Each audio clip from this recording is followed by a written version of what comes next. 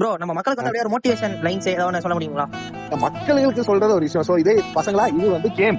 உன்னை வந்து எவன் வேணாலும் என்ன வேணாலும் கேட்பானுங்க. நான் அதை பண்றேன் இதை பண்றேன், டேய் நான் தாண்டா கெத்து, இங்க பாரு குட்டவே தூக்கி சொல்லிக்கிட்டேன் கோத்தங்கம்மான்னு கேட்டா இங்க வந்து கெத்து கிடையாது. நீ வந்து கேம் விளையாடுறியா, நீ உருப்படியா ஏதாச்சும் பண்ணு. கேம் விளையாடுறது போய் சண்டை போடுறது கெட்ட போடுறது வேஸ்ட். ஒரு கேம் விளையாடுறியா அதுல ஏதாச்சும் ஒன்று பண்ண, கண்டென்ட் கிரியேட்டரா மாறு, இல்லன்னா ஒரு யூடியூபரா மாறு, இல்ல இன்ஃபுளுசரா மாறு, நீ என்ன வேணாலும் மாறு. கண்டவனுங்களை நீ ஃபோக்கஸே பண்ணாத. நல்ல நல்ல கிரியேட்டர்ஸ் இருப்பாங்க, அவங்கள கான்டாக்ட் பண்ணு, மோட்டிவேட் பண்ணு. உனக்கு வந்து படிப்பு வரல, இது வரல, எனக்கு எதுவுமே வரலன்னா கேம் வருதுன்னா நீ வந்து நான் மத்தவங்க மாதிரி சொல்ல மாட்டேன். லைஃப் வந்து கேமுக்கும் இதுக்கு லைஃப் கேம்லயும் லைஃப் இருக்குங்க. நிறைய பேர் கேமரா வந்து கோடியில சம்பாதிச்சிருக்காங்க. இப்ப வந்து உனக்கு கேம் வரும்னா நீ கேம்ல வந்து ஃபோக்கஸ் பண்ணு. அதாவது ஒரு கேமிங் கோர்ஸ் எடுத்து படி. விளையாடுற என்னோட கேஸ் உருப்படியா ஏதாச்சும் பண்ணலாம் கேம் வச்சு. உனக்கு ஒரு ஆப்ஷன் கேம்ல உனக்கு நல்ல டேலண்ட் இருக்குன்னா அது வீடியோ எடுத்து போட கண்டிப்பா மக்கள் ஏற்றுப்பாங்க. அதே மாதிரி நான் சொல்றேன் என்னன்னா மக்கள் ஏத்துக்கிற மாதிரி வீடியோ போடுங்க. அவன் வந்து உன்னையே நீ திட்டி போறானா நீ அவனுக்கு பதில் கொடுக்காது, அது வேஸ்ட். அவனுக்கு பதில் கொடுத்து உன் டைம் வேஸ்ட் பண்ற. உன் மேல தப்பு இல்லையா, நீ மூவ் ஆன் போயிட்டே அவன் கத்துறவன் கத்திட்டே தான் போறான். அதுக்காக நம்மளும் சேர்ந்து கத்தனா வேஸ்ட். ஃபார் எக்ஸாம்பிள் சிம்பிள் நாய்க்கு வச்சா நீ திரும்ப கிடைப்பா கிடையாது. சோ அது சாக்கடைன்னு தெரிஞ்சுன்னா அதுக்குள்ள போய் குடிக்கணும்னு அவசியமும் கிடையாது.